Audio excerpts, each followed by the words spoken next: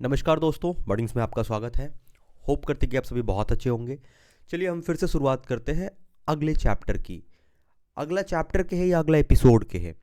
जो पहला मैंने वीडियो बनाया था, उस वीडियो में हमने मोस्ट ऑफ द थिंग्स को डिस्कस किया था कि भगवत गीता की शुरुआत कैसे हुई, क्यों भगवत गीता हमारे लिए बहुत ज़्यादा इंपॉर्टेंट है। क्योंकि मैंने एक लाइन बताया था और वो लाइन फिर से मैं यहाँ पे आज डिस्कस कर रहा हूँ। वो लाइन ये है कि लेट्स टेक एग्जाम्पल, आप युद्ध के मैदान में हैं। ओके, आप युद्ध के मैदान में हैं और आपको एक ब्रह्मास्त्र चाहिए। तो भगवत गीता जो है वो आपके लिए वही ब्रह्मास्त्र की तरह काम करेगा।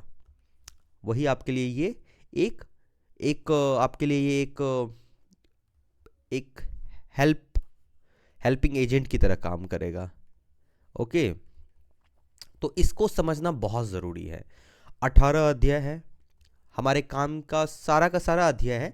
बट लाइफ के अलग अलग स्टेज पे अलग अलग अध्याय आपको काम आएंगे, लेकिन ऑल हेयर एंड देयर ये सभी चीज़ें आपको काम आएगी, हम सबको काम आती है। ओके, जो शुरू का 8 अध्याय जो मैंने बताया पिछले वीडियो में कि उसमें क्या क्या डिस्कस होगा, अगले 10 अध्याय को हम देखते हैं कि अगले 10 अध्याय में क्या क्या डिस्कस होगा।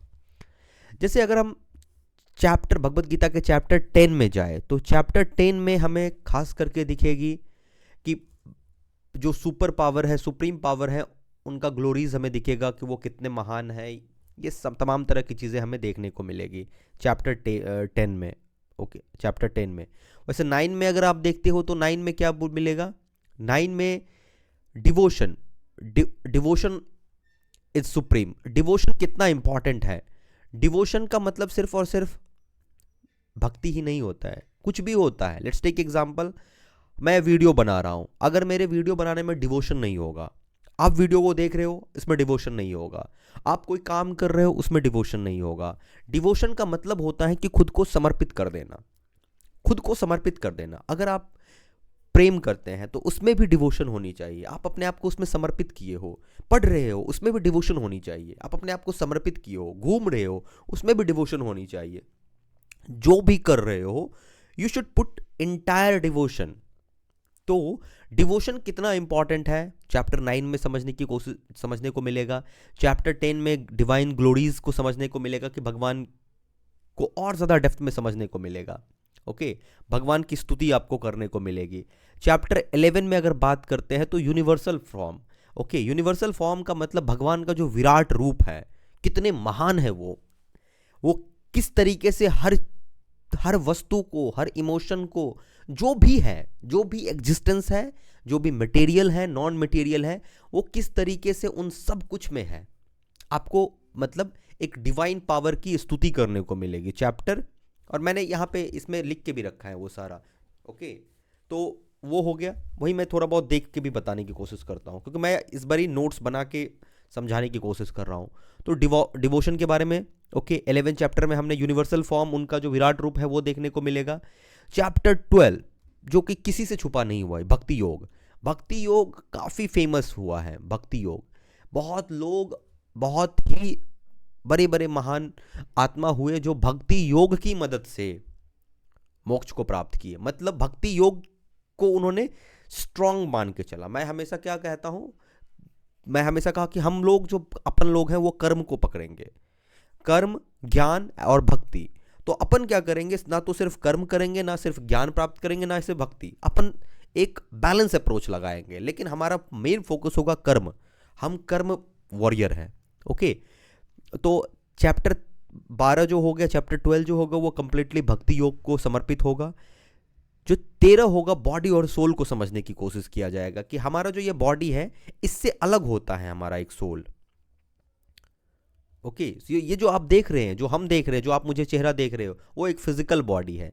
जब आप इन सब चैप्टर को डेप्थ में पढ़ोगे ना, तो मुझे लगता है कि आपके अंदर अगर खूबसूरती, बदसूरती, इन सब का कोई भाव है कि कोई गोरा है तो ही खूबसूरत हुआ, तो ये सब आपसे हट जाएगा। क्योंकि आपको समझ में आ जाएगी कि वो जो बाहर दिख रहा है, it's just a physical appearance. उसके अंदर एक सोल है। You need to touch that soul. हम सबको ना कहीं कोशिश करनी चाहिए। तो इससे क्या होगा कि आपको लोगों से प्रेम करने के लिए उसके फेस को देखने की जरूरत नहीं पड़ेगी।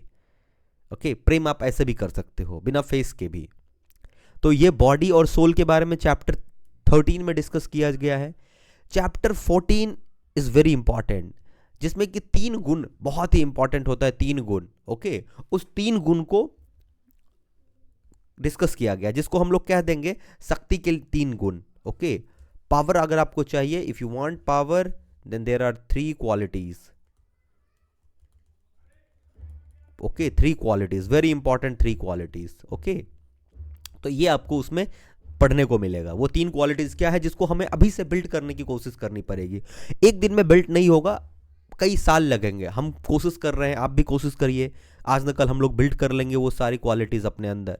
उसके बाद 15 चैप्टर जो है उसमें सुप्रीम पर्सन, सर्वोच्च डिवाइन कौन होगा, कैसे हम प्राप्त करेंगे कि कौन सर्वोच्च डिवाइन है, सबसे पावरफुल कौन है। हम अपन क्या करते हैं, 4 रील देखे, किसी के इंस्टाग्राम पे 1 लाख सब्सक्राइबर है, हम उसको मान लेते हैं कि बॉस है। ओके, कोई टीवी न्यूज़ पे आ गया, हम उसको बॉस मान लेते हैं, हम उसके पीछे दौड़ने लगते हैं सेल्फी खिंचाने के लिए। हम अक्सर करते हैं, मैं देखा हूँ। और इसमें कोई बहुत बड़ी बात नहीं है कि आप सेल्फी खिंचा के पोस्ट कर ले। किसी नेता आपने मिला, उसके साथ सेल्फी खिंचा लिया और पोस्ट कर दिया, किसी एक्टर के साथ सेल्फी खिंचाया, पोस्ट कर दिया। आप उससे प्रूफ क्या करना चाहते हैं? आप एक्टर नहीं है। आप उसके साथ सेल्फी खिंचा के पोस्ट करने से आप एक्टर नहीं बन सकते हैं। आपका चचेरा ममेरा भाई फुफेरा भाई कुछ हो गया, आईएएस आईपीएस कुछ बन गया, आप इसको कब तक लेके चलोगे? What you are, that is important. What I am, that is important. That is important, what I am, what you are. Not like आपने किसी के साथ सेल्फी खिंचाया, वो क्या है। तो सुप्रीम पर्सन की समझ आएगी आपको, तो फिर आप धीरे धीरे शांत हो जाओगे। आपको लगने लगेगा कि हम क्यों जाए किसी के साथ सेल्फी खिंचाने के लिए अभी फिलहाल। अगर आपके कोई आइडियल है, कोई गुरु है, तो उसके साथ आप सेल्फी लीजिए, कोई प्रॉब्लम नहीं है। लेकिन आप दो कौरी के लोगों के साथ आप सेल्फी खिंचाने दौड़ जाते हैं। मैं अभी कुछ टाइम पहले एक जगह गया था, एक मीडिया का एक छोटा सा शो हो रहा था, उसी में मैं गया तो मैं देखा एक पत्रकार थी जो आप बहुत फेमस है। मैंने देखा कि एक लंबा सा भीड़ उसके लिए सेल्फी खिंचाने के लिए दौड़ रहा है उसके पीछे। मुझे बहुत बुरा लगा इस चीज़ को देख के, क्योंकि मुझे चीज़ें देख के समझ में आ रही है कि समाज एक बहुत ही गलत डायरेक्शन में जा रहा है, बहुत ही अलग तरीके से समाज सोचने लगी है अब। ओके, ठीक है, हम अपना कर्म करेंगे, जो मैं बता सकता हूँ वो बताऊंगा। सुप्रीम पर्सन के बारे में जो 16 नंबर चैप्टर है, डिवाइन एंड कॉस्मिक ट्रेड्स, जो कॉस्मिक एनर्जी होती, cosmic energy is very powerful. Cosmic energy, तो let's try to understand about cosmic energy. Okay, it's a complete pure science, पूरा का पूरा साइंस है कॉस्मिक एनर्जी। क्योंकि Oppenheimer ने इस कॉस्मिक एनर्जी पर रिसर्च करने के बाद at the end atom bomb का इन्वेंशन किए थे। ओके, 17 चैप्टर जो है वो three fold of path, 3 quality जिसमें भी आती है। ओके, टाइप्स ऑफ फेथ, जैसे कि अगर आप बुद्धिज्म पे बात करते हैं तो बुद्धिज्म में 8 फोल्ड पाथ का कॉन्सेप्ट है। तो यहाँ भगवत गीता में इन्होंने यहाँ पे 3 फोल्ड पाथ के बारे में बताया। और चैप्टर 18 इज मोक्षा। ओके, फिर से हम बात करते हैं कि चैप्टर हम कुछ हाईलाइट किए हुए हैं। चैप्टर 9 जो होगा उसमें क्या होगा, चैप्टर 9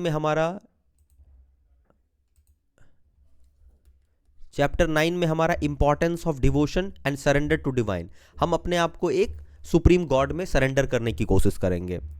ओके, चैप्टर 10 जो होगा वो मैनिफेस्टेशन होगा, क्योंकि एवरीथिंग इज मैनिफेस्टेशन। आप आज मैनिफेस्ट करो कि कल का आप सफल इंसान हो। अगर आप उस चीज को मैनिफेस्ट करना सीख जाओगे तो आपके बहुत सारे पेन ही खत्म हो जाएंगे। You will be always motivated, आपको कभी डिमोटिवेशन होगा ही नहीं अगर आप ये मैनिफेस्टेशन करना सीख जाओगे। Manifestation of energy is very very important. Okay, so manifestation बहुत ही इंपॉर्टेंट टर्म है, जस्ट जाके गूगल करना manifestation. Okay, chapter 11 is what? Chapter 11 is to know divine. Chapter 11, where is that? Chapter 11, yeah. Chapter 11 is cosmic unity of universe. हमने बताया था कि cosmic energy को समझना। Chapter 12 जो है completely भक्ति योग है। ओके, भक्ति योग, 3 तरह के योग होते हैं, बहुत ही इंपॉर्टेंट। कर्म योग, ज्ञान योग और भक्ति योग। ओके, कर्म योग,